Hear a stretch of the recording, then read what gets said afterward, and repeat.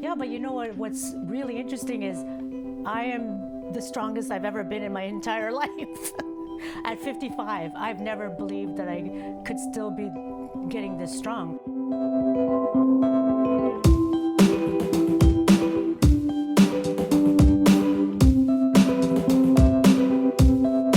Hi, my name is Nanette Longsworth. I am a mother of three, a grandmother of one, a personal trainer, and a competitive power lifter. I grew up in a family of 5 children, 4 boys, and me being the only girl. It was very challenging. I was always excluded. My parents believed that girls were not supposed to be, playing sports or doing any other activities that boys were. I remember Saturday afternoons when I'd go to their judo classes and just sit on the sidelines and watch them while they played their, or while they took their classes. And I'd be so, I'd be so envious, like, why can't I do that?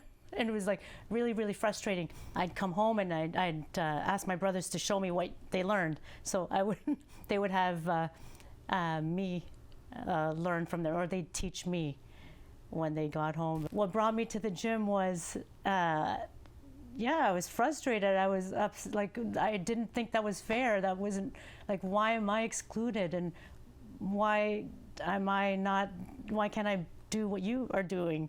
So it brought me to the gym at a really young age. So I felt like, you know what, I'm gonna prove that I can do this just as well as you can. I'm gonna be just as fast, just as strong, and I will be able to keep up with you. That's what I would tell my brothers. So as soon as I was able to join my recreation center in the neighborhood, I would sneak into the weight room.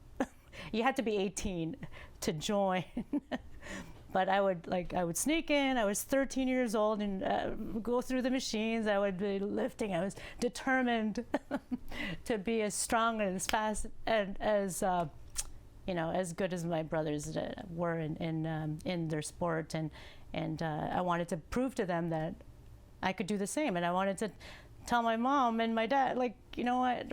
Why can't I? They still didn't include me.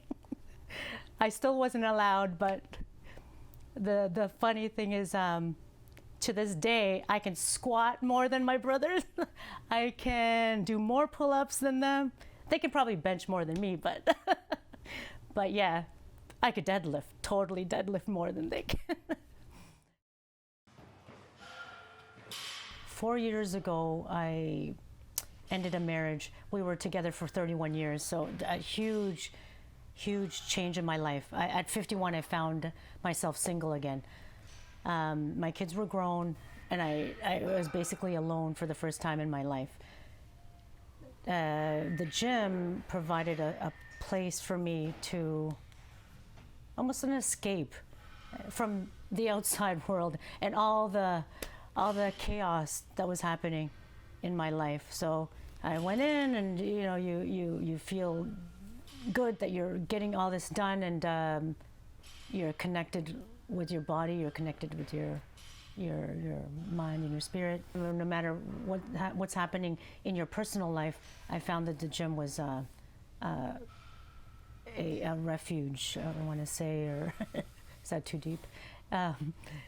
It was my safe place. So that's what it was for me. I wasn't always consistent all the way through because, family, I had kids as well. But your body is just different in your 20s and 30s. And the mindset was different. So you want to look good. You want to make sure, you have a flat stomach and you have everything looks firm. And when everybody's out clubbing and partying, you want to make sure you look great in that skimpy little outfit in your 20s and 30s.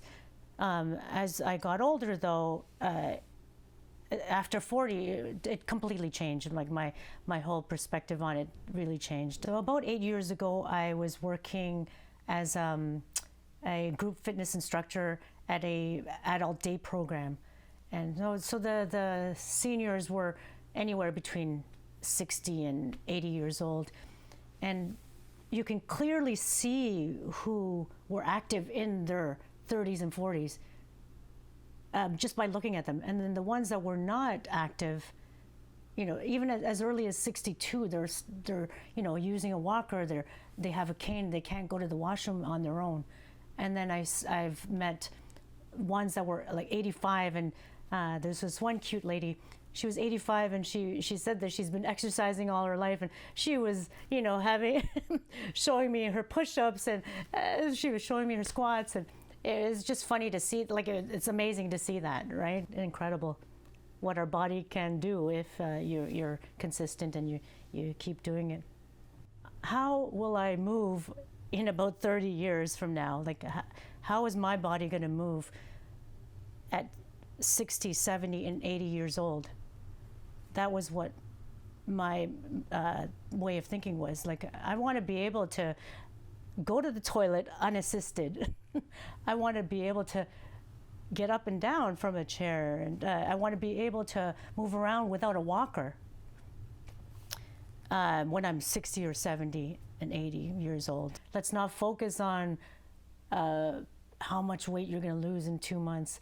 Let's focus on doing this for the rest of your life, right? And you'll be so much healthier. You'll be so much better off, and you'll stick to it. Because people do this for a short term, and I want to get this goal reached, and then they give up or they fail because it's for one, it's not realistic. What's realistic and what really works is doing this for a longer term, and how you feel after. Like that's what I always remind myself. I'm always going to feel better after my workout. It's as soon as you get the biggest challenge is getting there, and then as soon as you start moving, you feel so much better. So I always remind myself, you know what, you're going to feel so much better afterwards.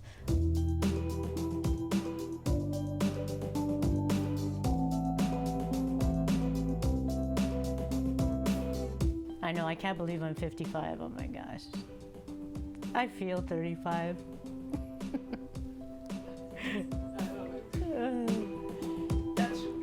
That should be the ending.